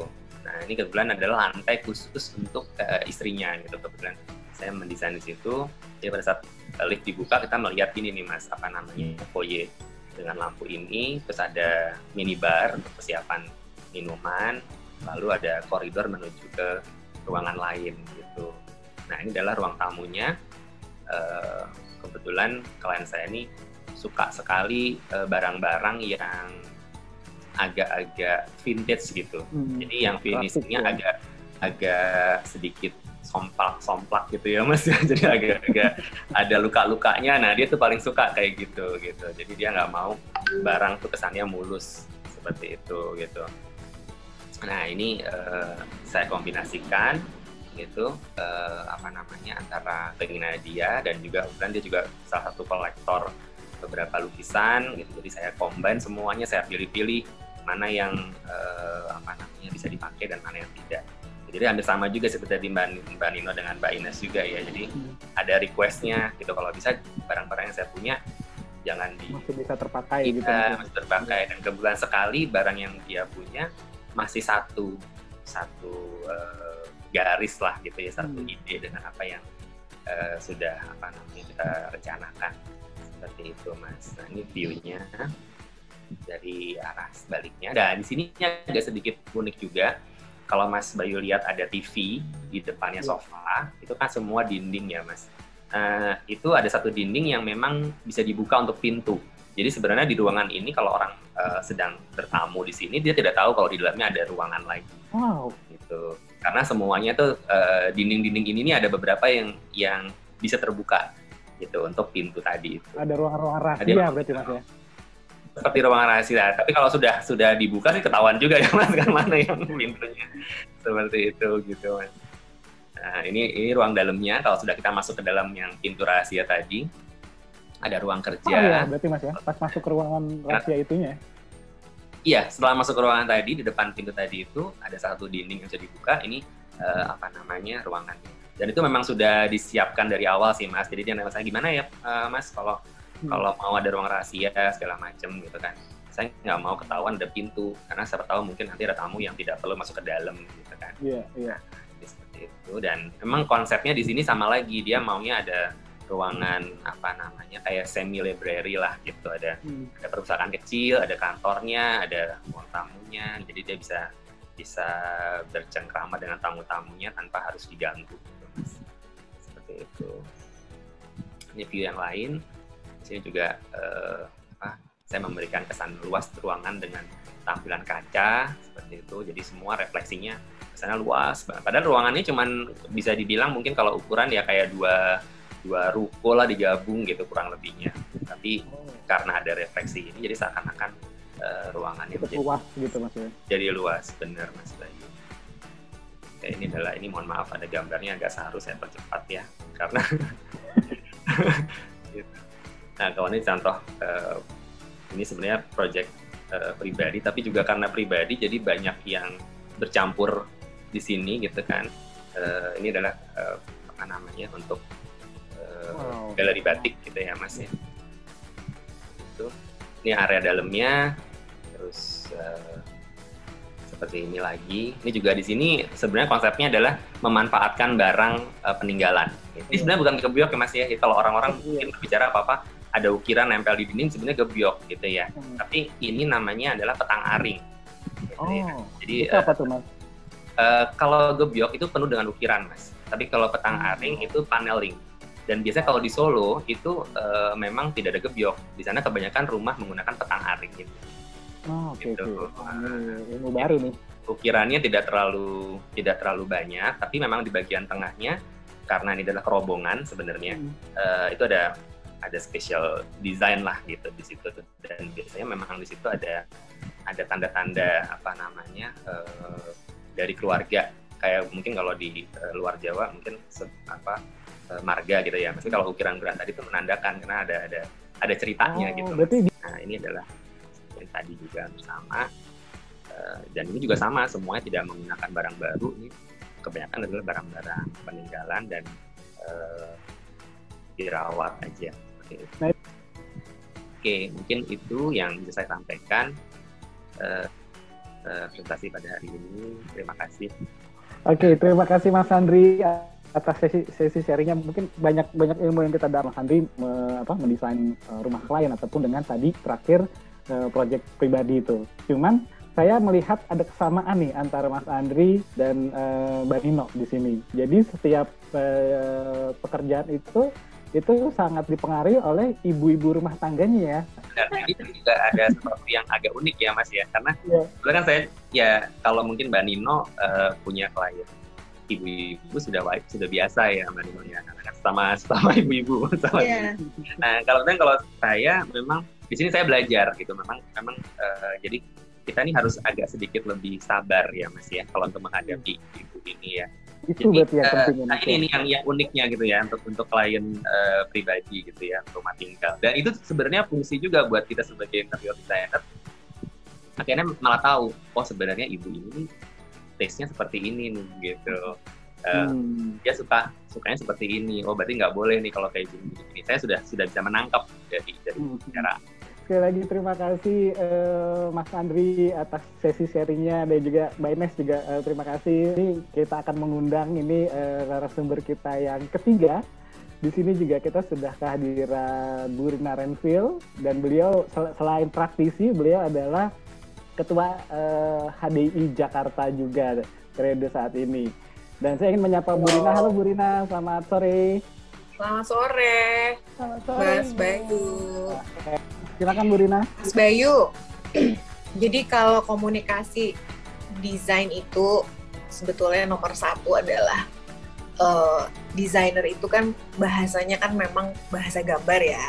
Jadi desainer interior itu cara komunikasinya itu memang nggak hanya verbal ya. Caranya adalah ya visual gambar gitu loh. Jadi memang mungkin ya, tadi benang merahnya adalah ya kalau residential dia lebih private, kita punya teman dekat, kadang-kadang juga teman itu males lah ngeliat gambar gitu ya. Males deh gue ngerti gambar, dan lu terangin deh, atau mungkin bahasanya lain lah ya. Jadi ini masalah komunikasi. Jadi kalau memang visual gambarnya nggak berguna, memang komunikasi yang harus menjadi penting di sini. Nah mungkin itu. Nah tambahan aku aja gitu ya Mas Bayu, sebagai desainer ya memang harus handal gitu ya dalam berkomunikasi. Dia bisa menerjemahkan visual gambarnya. Syukur-syukur gambarnya itu informatif, syukur-syukur gambarnya itu sudah lengkap gitu. Kalaupun tidak lengkap ya memang tugasnya desainer untuk mengkomunikasikan kembali kepada klien. Nah kalau bicara klien tuh sebetulnya memang klien itu kan kategori pengguna ya. Yeah. Jadi desainer itu gimana caranya mensolusikan yang menggunakan space itu gitu. Jadi pengguna itu mau teman, mau kakek gue, mau ibu gue, mau corporate, mau public, mau private, itu memang ada kategorinya gitu. Tapi kalau kita bertemu dengan rumah, tadi kan ada 2 kasus, ini kan sebenarnya rumah gitu ya. Memang rumah itu kita langsung ketemu dengan penggunanya yang tadi bilang Sakundria sehari-hari. Nah memang itu penggunanya adalah teman kamu atau teman dekat atau yang ada di rumah itu. Tapi kalau bicara desainer interior itu kan luas ya. Kalau kita tidak bicara residensial ya, yang menggunakan itu kita nggak deal dengan klien gitu. Kalau corporate kita harus tahu juga yang menggunakan kantor itu siapa. Kita mendengarkan klien sebagai pemberi tugas ya, tapi kita juga harus memahami pengguna yang menggunakan lokasi itu gitu. Jadi ya memang ilmunya sangat luas, dan kita harus punya juga step-step metode berpikir dan bagaimana caranya memahami semuanya ini. Nah itu dari sisi pengguna ya Mas Bayu ya. Yeah. Ada corporate, public juga ada kategorinya misalnya kantor, mungkin kantor kecil atau kantor besar, lalu ada public space tuh bisa juga airport atau rumah sakit atau museum, itu public itu sangat luas. Nah, gimana caranya mengkomunikasikan desain kita, itu kan intinya kan.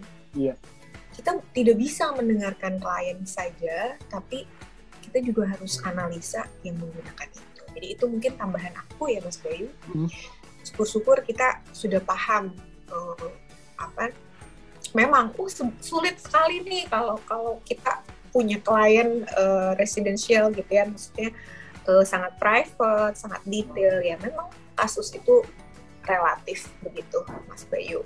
Nah, balik lagi ke desainer gitu, memang tidak hanya soal komunikasi, tidak hanya soal gambar, gimana cara kita sosok desainer gitu ya, ujung-ujungnya akhirnya kita memberikan solusi, tapi kita memediasi, tapi kita juga harus toleransi. Jadi kalau di project besar kan memang kita tim ya, nggak hanya sendiri, kita bukan one man show lah gitu ya. Tapi kita harus paham, ada yang ngegambar, ada yang ngawasin. Tadi kan bilang, gua awasin nih, kalau nggak berantakan. Memang struktur bekerja sebuah project interior memang ada skalanya lah gitu ya. Skala kecil mungkin kita bisa tangani, tapi kalau semakin besar ya itu ada skala timnya gitu. Drafter itu tadi drafter itu gambarnya harus benar, pengawas juga harus paham juga terhadap gambar gitu ya. Koordinator itu ya harus mengkoordinasi semuanya ini gitu. Apalagi ya perencana itu bukan pelaksana ya, tapi kita memeriksa pelaksana gitu. Nah, di atas semua itu ya manajemen kali ya, manajemen waktu, manajemen project, manajemen uang, gitu. Itu mudah-mudahan semuanya terkomunikasikan dengan lancar. Saya baru aja balik nih dari project nih, tadi pagi gitu ya. Rasanya memang kepala seorang desainer itu kayak penuh banget gitu ya. harus bisa mengkotak-kotakan nih project satu harus kayak gimana dan selanjutnya gitu ya. Betul. Kita datang tuh kita kayak mediator gitu. Kayak mediator. Tapi kita harus pakai logika gitu. Jadi nggak berandai-andai. Ini kalau kayak gini gimana? Kalau kayak gini gimana? Ini satu kaca kuncinya adalah ya kita instruksikan gitu bahwa ini gambarnya tuh begini, di lapangan begini, harusnya begini, toleransi begini. Jadi memang harus pakai logika. Jadi semuanya harus diomongin. Nggak mungkin yang satu kerjain apa, yang satu kerjain apa. Akhirnya harus satu meja bareng, pelaksana, pengawas, klien, user tuh pengguna ya. Lalu sudah ada pelaksana, sudah ada kontraktornya juga timnya ada listrik, ada arsitek, ada struktur, ada lain-lain. Ya memang porsinya beda ya, arsitek sama interior beda. Maksudnya tetap kita diminta solusi gitu. Ini gimana? Oke, tenang. Ini harus dikomunikasiin dulu. Ini masa lalu apa? Masa lalu ini jalan tengahnya ini. Oh, salah gambar ternyata. Oh, jadi gambar yang salah gitu kan. Atau enggak, oh gini. Oh, budgetnya nggak ada. Oh, gini. Jadi salah-salahan lah ya. Kan namanya juga komunikasi. Jadi ya memang kelebihan desainer harus bisa punya jam terbang mengkomunikasikan semua itu. Ya kalau bicara struktur ya itu udah beda lagi ya bahasannya ya, tapi intinya lah kira-kira ya Mas Bayu. Nah kalau mau cerita juga aku ada residential gitu ya, cerita sedikit nih ya Mas Bayu. Boleh. Mbak, Marina, saya sedikit pengen tanya di sesi yang slide Marina ini nih. Jadi tadi mungkin Mbak Nino, Mas Andri lebih sharing pengalamannya di project residensial gitu ya. Tapi di sini Marina sempat sounding juga untuk yang mengerjakan project corporate, public atau mungkin yang intinya yang skopnya lebih besar gitu. Nah, itu ada perbedaan nggak sih menurut Mbak Rina bagaimana mengkomunikasikan di part project corporate dan mungkin untuk residensial? Pasti ada perbedaan cara komunikasi itu Pak, udah jelas. Tapi biasanya kalau untuk yang di corporate itu apa saja sih yang perlu disiapkan oleh desainer gitu atau interior design untuk mengkomunikasikan desainnya ke klien-klien corporate gitu Mbak? Ya mungkin basic aja kali ya kan, basic desain interior kan itu tadi kita harus gambarnya tuh harus lengkap dan jelas. Nah, tapi kan sebelum kita membuat gambar itu kan memang kita harus mencari informasi yang lengkap, gitu kan. Tadi kan, ini gue temen gue udah tahu deh isi otak lo gitu kan ya. Jadi kayak udah mengira-ngira, tapi kok ternyata tebakannya bener. Nah itu kelebihannya lah gitu. Tapi ada lagi saling toleransi. Lu salah, gue ini, jadi ada saling menerima. Tapi kalau corporate kan lu bicaranya udah profesional lah ya gitu. Jadi kita harus benar-benar mendapatkan informasi dari pengguna atau user atau klien gitu ya, sama secara lengkap dan detail dan terstruktur gitu. Misalnya struktur organisasinya, terus lalu kebutuhannya, lalu branding positionnya, lalu kegiatannya seperti apa, dan tujuannya dengan di interiorin ini mau apa gitu, mau berubah struktur atau mau berubah image atau apa. Jadi memang informasi itu nggak boleh sampai hilang gitu. Maksudnya nggak boleh ada yang miss lah gitu sebetulnya. Jadi perbedaannya sebetulnya justru perbedaannya adalah yaitu mungkin lebih besar ininya, bukan lebih besar, klien dan user gitu kan. Ada pemberi tugas dan pengguna, ada user gitu. Perbedaannya justru ya gimana caranya kita memposisikan bahwa kita bisa menerangkan kepada klien, tapi kita juga bisa memberi solusi dalam user itu gitu. Itu mungkin ada di dua pihak ya. Tapi kalau dengan private tadi kan kita langsung berhadapan dengan user ya, dan bukan pemberi tugas, memberi decision lah gitu ya. Gitu. Jadi ya namanya juga private. Private sama public beda. Dan ada dua gitu ya. Ya, ada jalur yang mungkin ada jalur yang berbeda ya Mbak. Tapi yang bisa saya tarik kesimpulan tadi itu, kalau saya lihat dari paparan Mas Andre dan juga Mbak Dino, bagaimana cara kita bisa menangkap insight-insight dari klien gitu ya Mbak. Ya begitu. Tapi sebetulnya kalau bicara corporate atau public juga ya nggak semudah itu juga ya. Misalnya kita punya klien gitu ya, nah kliennya juga misalnya ada berapa suara begitu ya, lalu usernya juga misalnya kategorinya, misalnya kategori ini ruang pamer gitu ya, ruang pamer misalnya kalau museum, lalu dia ruang pamernya, tata pamernya itu berdasarkan apa dulu, dia mau bicara koleksi atau mau bicara pengunjung. Nah, jadi semua banyak considernya gitu Mas Bayu. Jadi kita harus jadi penengah, kadang-kadang pusing juga. Tapi nggak boleh terima semua user ya, kita harus juga koordinasi dengan klien, karena kita desainer itu adalah sebagai pemberi masukan kepada klien yang mendengar kita gitu.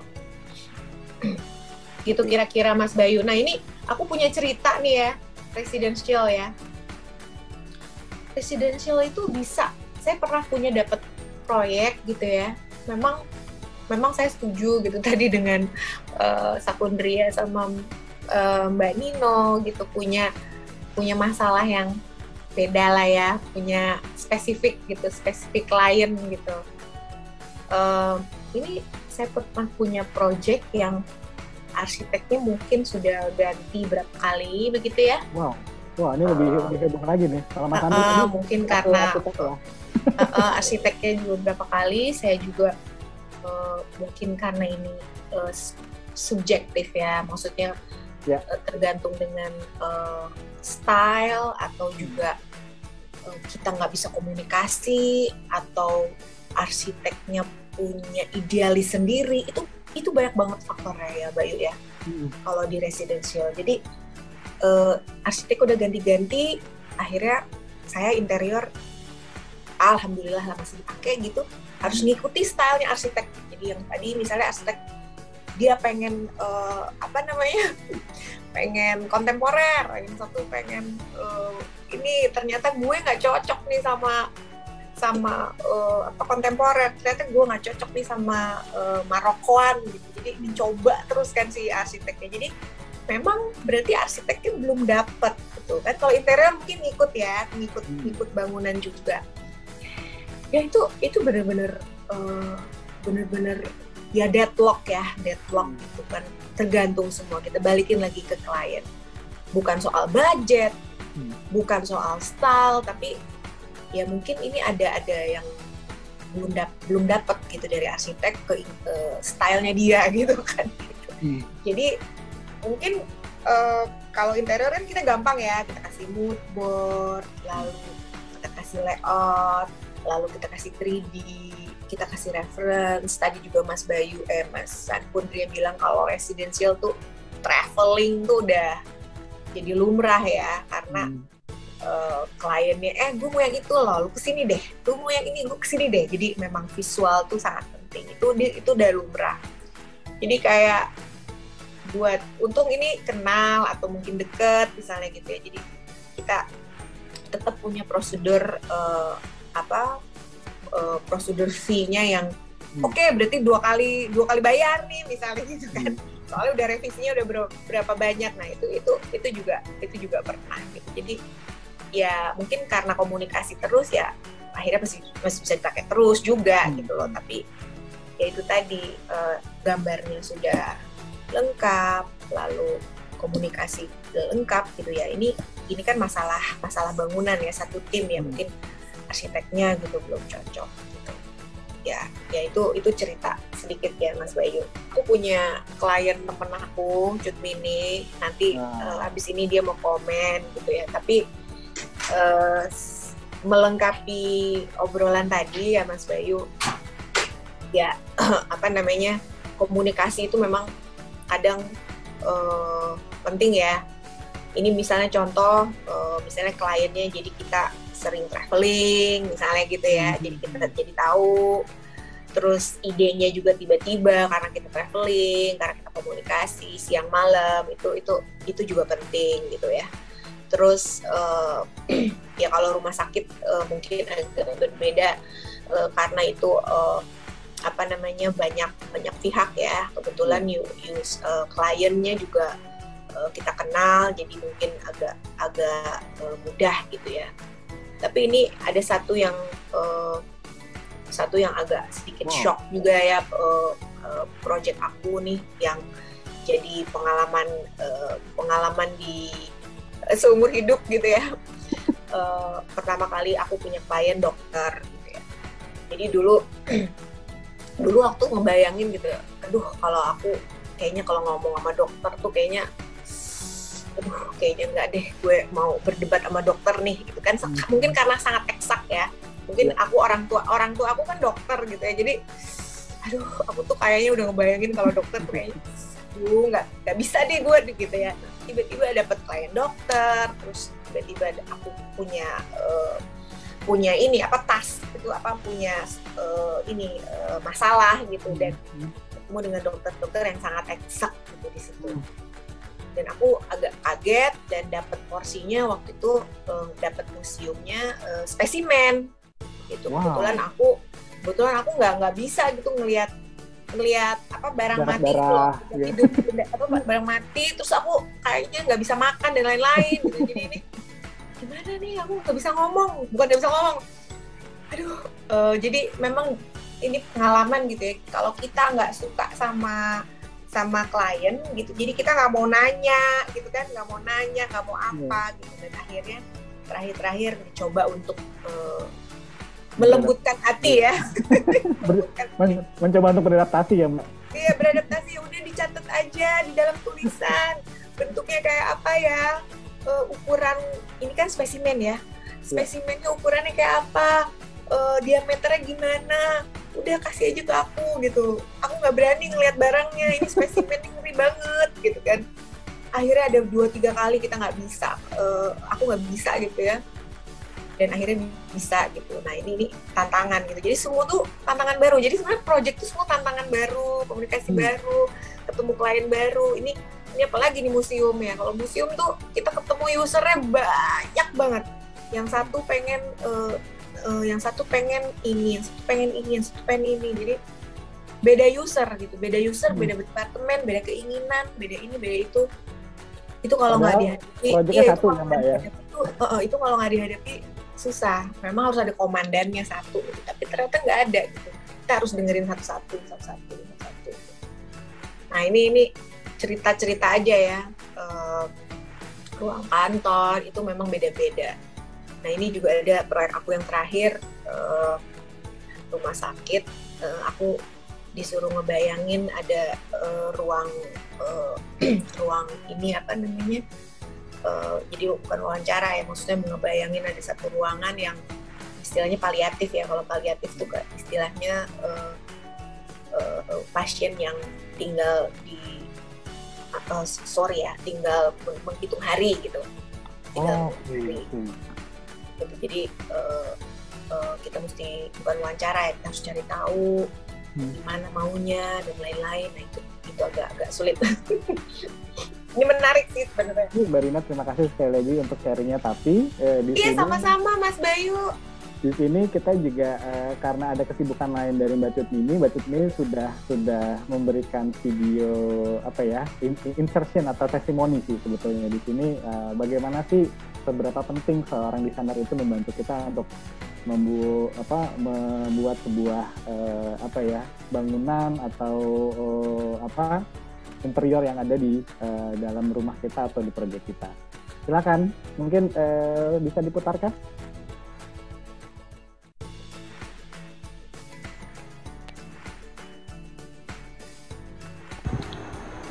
Assalamualaikum, saya Cutini. Kalau ditanyakan mengenai testimoni mengenai desain interior, desain interior itu perlu tidak perlu, tapi bagi orang yang memerlukan, yang pastinya jasa sebagai desain interior itu pasti ada. Di saat kita membuat sebuah rumah dan kita kehabisan ide, pastinya juga kita sangat membutuhkan yang namanya desain interior. Karena kadang-kadang kita suka kehabisan ide, jadi kita butuh ide yang lebih baik lagi dan lebih paham lagi mengenai rumah kita, kediaman kita yang nantinya kita juga yang menikmati yang hasilnya dari desain interior. Gimana prosesnya? Prosesnya itu adalah di saat kita memang membutuhkan, kita pastinya mempunyai teman atau saudara yang pastinya paham mengenai desain interior. Dan di saat kita membutuhkan mereka, apa yang kita inginkan dan pastinya bisa terwujud dengan ide-ide yang lebih fresh dari desain interior itu sendiri, dan akhirnya digabung menjadi sebuah tempat yang nyaman untuk tempat kita.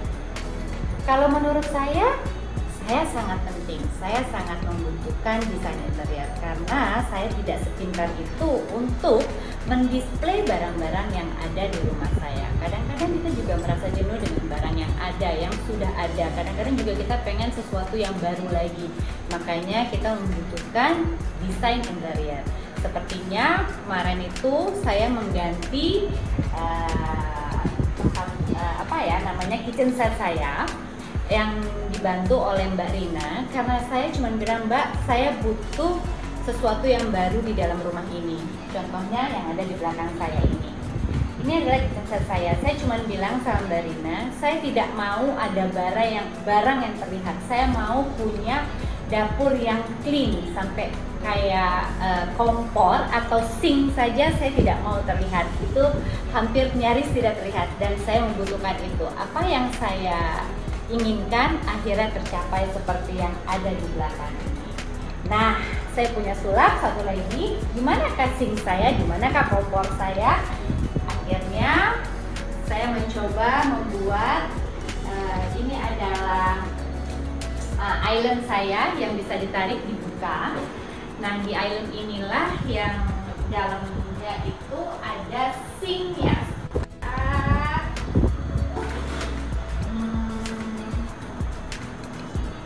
Seperti ini. tempat saya cuci piring, yang misalnya kayak tempatnya yang kecil-kecil ya, tidak bisa cuci wajan di sini, tapi seperti gelas atau piring yang 1, 2, 4 sampai 5 bisa lah saya kerjakan di sini. Nah, satu lagi saya bilang saya tidak mau ada terlihat kompor di sini, gitu. Oke, di mana akhirnya kompor itu berada? Tada! Inilah kompor saya tutup lagi karena kalau misalnya saya tidak ada, paling tidak di atas kompor ini tidak ditaruh oleh orang bawah kayak benda-benda apapun. Kalau misalnya ingin menaruh sesuatu, taruhlah di atas sini. Jadi juga kelihatannya lebih rapi. Inilah yang saya dapatkan dari hasil ide saya dan juga Mbak Nina yang dikolaborasi berdua sehingga keinginan saya tercapai. Itulah gunanya dan fungsinya desain interior. Wah, terima kasih Mbak Cutini, walaupun tidak hadir tapi bisa memberikan testimoni di acara kita ini. Jadi ya sekali lagi memang fungsi dari seorang interior design tuh nggak hanya cuman memberikan bagian-bagian yang manis atau cantik di project atau di rumah kita gitu ya. Tapi bagaimana juga kita juga bisa menangkap insight dari klien-klien kita gitu ya Mbak Rina. Iya. Nah, mungkin karena di sini juga cukup sudah menjelaskan ya Mas Bayu. Iya Mbak Rina. Mau ingin ditambahkan? Sekali lagi Mbak Rina, silahkan. Oh, udah kali ya. Mungkin cukup menjelaskan gitu semuanya. Tadi aku cuma nambahin aja. Kebetulan juga masih ada korelasinya tadi dengan proyek-proyeknya Mbak Nino sama Mas Akundria. Aku juga I feel you lah pokoknya. Pernah mengalami juga deh pokoknya. Kalau yang macem-macem juga gitu ya. Siap Mbak Rina. Oke, kalau seperti itu kita lanjutkan ke segmen, kita sudah masuk ke dalam segmen akhir di sini. Nah di sini tadi kita sudah memberikan info kepada teman-teman pada yang hadir di sini. Silahkan memberikan pertanyaan di kolom chat selama diskusi berlangsung. Tapi sepertinya banyaknya kasih ini ya tanggapan ya, Zah. Tanggapan, betul. Dan banyak yang setuju dengan pendapat Bu Nino seperti itu. Karena ternyata banyak juga teman-teman rekan-rekan lainnya yang tetap menggunakan sketsa gitu dalam menyampaikan konsep desainnya mereka seperti itu, Bay. Dan ternyata komunikasi itu nggak hanya cuma dari bagaimana kita berbicara ya, tapi kita sebagai desainer kita masih punya kemampuan mengsketsa, apalagi kita dibutuhkan untuk bisa menerima insight, memberikan input langsung ke owner gitu atau ke klien. Nah di sini sudah ada Pak Teguh Imanto yang sudah raise hand. Halo, selamat sore Pak Teguh. Sore Pak. Silakan, ada yang ingin disampaikan Pak Teguh, silakan Pak. Boleh diaktifkan audionya. Ya, silakan Bapak. Ya, terima kasih atas waktu ini. Sekali lagi saya bukan ini ya orang interior, tapi saya lebih orang seni rupa. Seni rupa, terus juga termasuk sinematografi. Tapi interior itu sebagai pengetahuan aja yang saya dapatkan dari ya semacam mendengarkan webinar itu. Terus saya mendengar pertanyaan, apakah di dalam perancangan interior itu berpegangan pada ilmu arsitek? Karena kan arsitek itu kan merancang bentuk bangunannya. Nah, sementara interior itu kan di dalamnya. Apakah itu harus berpegangan pada aturan-aturan yang ada di arsitek? Misalkan arsitek itu kan kadang-kadang punya gaya itu. Ada gaya klasik, ada gaya modern gitu. Nah, apakah yang di dalam perancangan interior juga mengikuti hal yang sama sehingga nanti antara bentuk bangunan dan di dalamnya itu sinkron gitu. saya ketahui dari beberapa contoh kasus itu ada yang sinkron, bangunannya klasik, dalamnya masuk ke klasik. Tapi ada juga yang nggak sinkron, bangunannya klasik tapi masuknya itu ke modern, sehingga tidak nyambung gitu. Apakah ini dibenarkan gitu? Tetapi kalau dalam dunia desain tentunya tidak ada aliran-aliran gitu kan. Aliran misalkan seni lukis itu ada aliran romantis, realisme, ekspresionisme, kubisme dan sebagainya. Demikian juga untuk untuk desain komunikasi visual juga ada alirannya. Apakah di dalam interior itu juga ada alirannya? Nah ini sangat menarik nih bagi saya.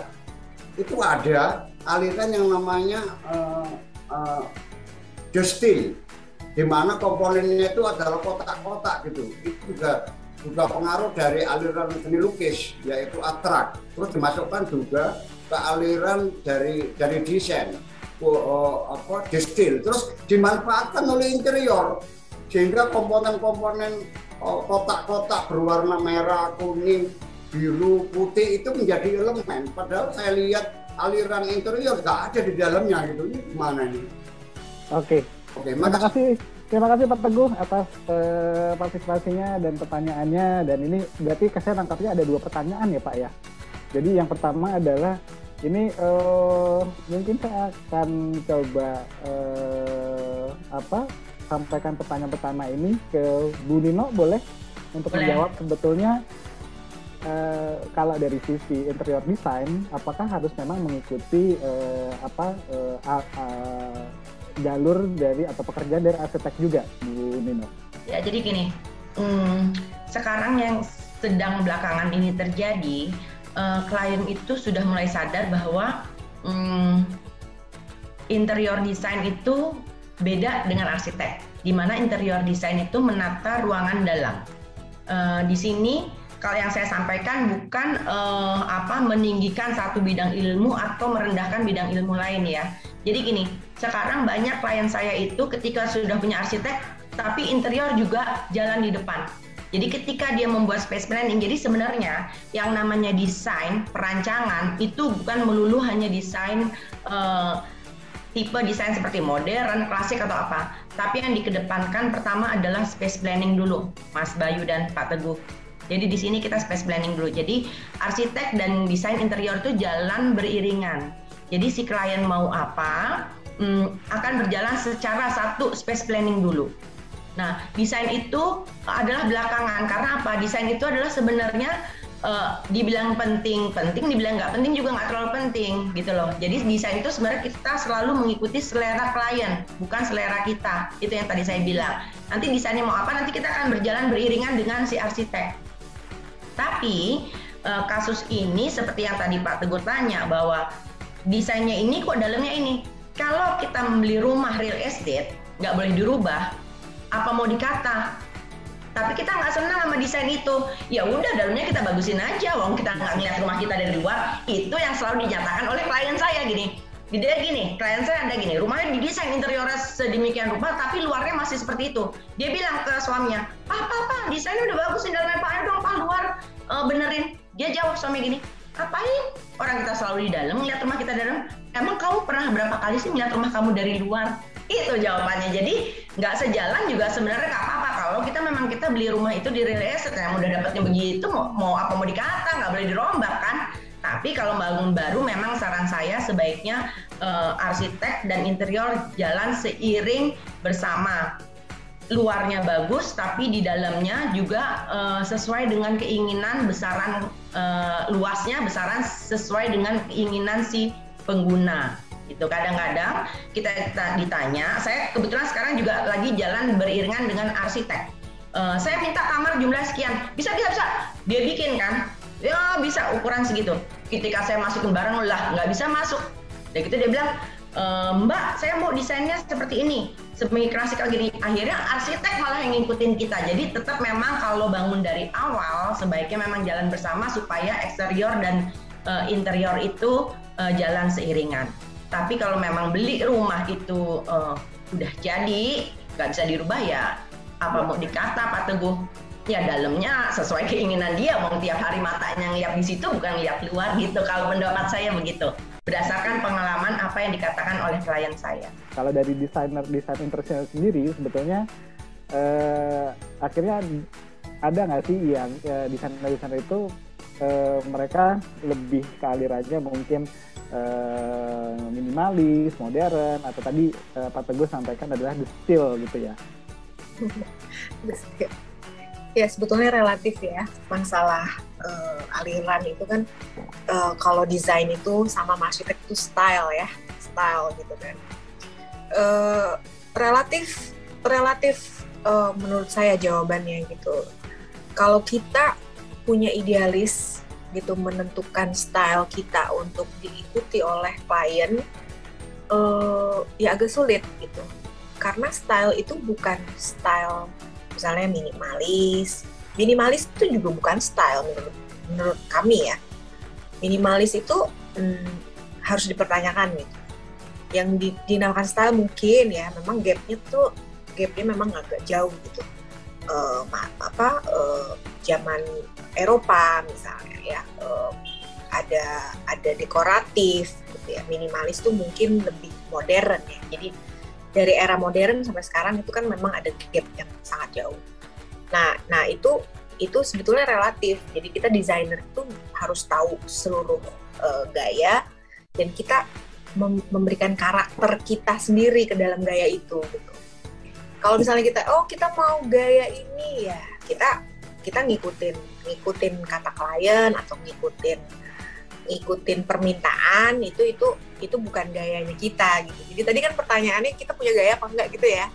Nah itu sebenarnya bukan gaya, mungkin karakter kali ya Bayu gitu. Jadi tapi kalau karakter itu kan orang lain akan menilai. Misalnya ya udah karakter aku ini memang minimalis, tapi bukan minimalis.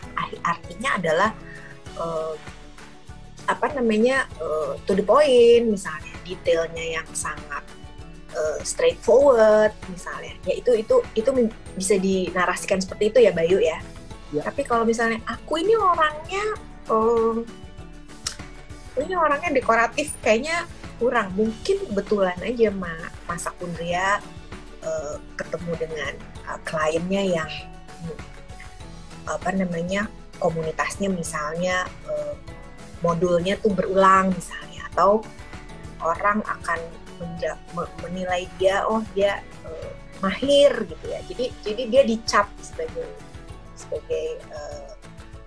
dekoratif, misalnya ada dekoratif ya istilahnya tuh Maroko ada profil-profil dan lain-lain. Ya itu relatif. Tapi kalau seorang desainer nanti Sakundria ketemu dengan orang yang misalnya gue nggak suka nih profil, nah dia harus bisa. Tapi mungkin dengan karakter dia ya pasti akan menarik. Tapi kalau misalnya bicara the style ya, kalau bicara the style nih ya Mas Bayu, mentang-mentang aku kantornya namanya The Style Cipta Kreasi, kenapa aku suka dulu gitu ya dengan the style? Ya itu mungkin waktu pertama kali aku lulus, jadi ditanya nih pertama kali aku lulus sekolah, ini kayaknya the style itu kayak nafas gitu ya, kayak movement pada saat dulu sebelum ada era modern gitu. Berani untuk membuat sebuah perubahan gitu ya, perubahan style dari yang dekoratif sampai modern. Jadi gue suka nih the style gitu, tapi bukan berarti gue kalau ngedesain kalau nggak the style gue nggak mau, kan nggak mungkin. Gitu. Okay. Tapi aku suka dengan nafasnya gitu, bahwa ya pada era itu dekoratif gitu ya, tiba-tiba berani dengan yang simple gitu ya. Dulu kan ada era modernisasi gitulah kira-kira. Oke. Terima kasih Mbak Rina atas masukannya. Jadi mungkin sedikit saya kasih sedikit rangkumannya Pak Teguh. Jadi sebagai desainer kita mesti harus bisa beradaptasi Pak Teguh gitu. Jadi memang setiap desainer pasti punya karakteristik tuh, kayaknya kita lebih suka misalnya klasik, modern, minimalis. Cuman pada akhirnya karena ini juga berhubungan dengan pemberi tugas atau owner gitu, Jadi bagaimana pinter-pinter kita untuk bisa beradaptasi dan juga menempatkan posisi idealisme kita dan juga menempatkan bagaimana pemberi tugas atau klien itu keinginannya, kurang lebih seperti itu Pak Teguh. Mudah-mudahan jawaban dari Bu Rina, Bu Nino bisa mewakili, dan Pak Teguh sekali lagi terima kasih atas pertanyaannya. Sampai ketemu Pak Teguh. Sekali lagi saya ucapkan terima kasih kepada para narasumber kita yang sudah hadir, Bu Rina, Bu Nino, kemudian Mas Andri, Mbak Ines, kemudian juga di sini ada Bu Rina. Terima kasih, dan juga terima kasih kepada Mbak Cutmini atas komentar ya. Dan mungkin sebelum menutup acara, Bu Rina mungkin ada yang mau disampaikan, silakan Bu. Makasih banyak Mbak Siza, Mas Bayu, semuanya, teman-teman yang sudah menyimak ya. Sebetulnya memang ini sebagian kecil lah ya, obrolan interior gitu. Jadi obrolan interior dikupas habis, skupnya itu masih banyak gitu. Tadi ada yang ngomongin interior, ada yang ngomongin arsitek. Kita bicaranya itu berkelanjutan gitu. Bicara batasan tentang arsitek itu ada satu bahasan lagi ya, Mas Bayu ya. Gitu Mas Bayu. Jadi tadi menarik Mas Akundria mengenai style ya, ada barok dan lain-lain, itu juga yang harus dipelajari oleh desainer interior untuk gimana caranya kita menambah elemen di dalam sebuah ruangan yang kita desain gitu. Ya banyak banget yang harus dibahas, tapi terima kasih sekali sharingnya, terutama Mbak Nino dan Mbak Ines. Aku juga bisa dengerin ya curhatan gitu. Sama-sama. Mas Akundria juga, terima kasih, mereka berdua selain background-nya dosen tapi juga sangat mencintai pekerjaannya sebagai desainer interior. Jadi salut untuk mereka berdua. Terima kasih untuk Mas Bayu dan Mbak Siza, juga teman-teman yang sudah mendengarkan sharingnya. Mudah-mudahan bermanfaat ya. Aku hanya menambah sedikit aja tadi, sebab kita juga ini ya, cinta sama profesi kita nih. Jadi nggak lengkap nih kalau nggak komen ya, Mas Bayu. Yes, betul. Ya, dan mudah-mudahan juga di tahun 2022 nanti HDI Jakarta dan Kataloko bisa berkolaborasi kembali ya, Mbak, untuk bisa menyampaikan bahwa banyak konteks dari yang tadi Mbak Rina sampaikan, bahwa interior design itu banyak hal yang perlu diketahui oleh masyarakat umum, khususnya bagi kita yang memang bekerja di industri ini gitu ya. Jadi interior design sekali lagi nggak hanya cuman mempercantik ruangan dalam gitu, tapi banyak unsur-unsur lain tuh yang mesti harus dipertimbangkan gitu. Bagaimana kita berkolaborasi juga dengan kategori pekerjaan yang lain, seperti itu ya Mbak Rina. Dan mudah-mudahan sekali lagi sesi kali ini bisa bermanfaat buat teman-teman dan Bapak Ibu semua. Dan sekali lagi terima kasih Mbak Rina Rensil sudah ada waktu untuk bisa sharing di sesi terakhir Protok Suite HDI hari ini. Dan Mbak Dino, terima kasih untuk waktunya juga sharing di sesi kali ini. Dan Mas Andri, terima kasih juga sudah memberikan pengetahuan saya bahwa kita harus sering-sering dekat sama ibu komplek ya Mas, biar dapat proyek itu. Itu beli sayur, bareng beli sayur. Minimal. Dan juga jogging. Betul Mbak. Dan juga sekali lagi terima kasih sebesar-besarnya untuk Mbak Ines Tagor. Sami-sami. Bagus jadi guest special guest kita hari ini gitu. Dan mudah-mudahan nextnya di sini banyak teman-teman interior design selain Mbak Rino, mungkin nanti bisa berkolaborasi dengan interior design yang lain. Terima kasih.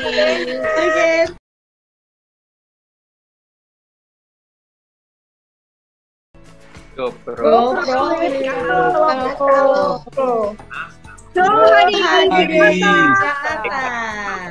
Sekali lagi terima kasih kepada Bapak Ibu dan rekan-rekan yang sudah hadir dalam acara Protos kali ini, dan juga para narasumber kita.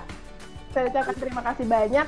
Sampai bertemu lagi dengan acara kolaborasi lainnya dengan HDI DKI Jakarta di tahun 2022. Sampai jumpa, salam sehat selalu. Assalamualaikum warahmatullahi wabarakatuh. Selamat sore.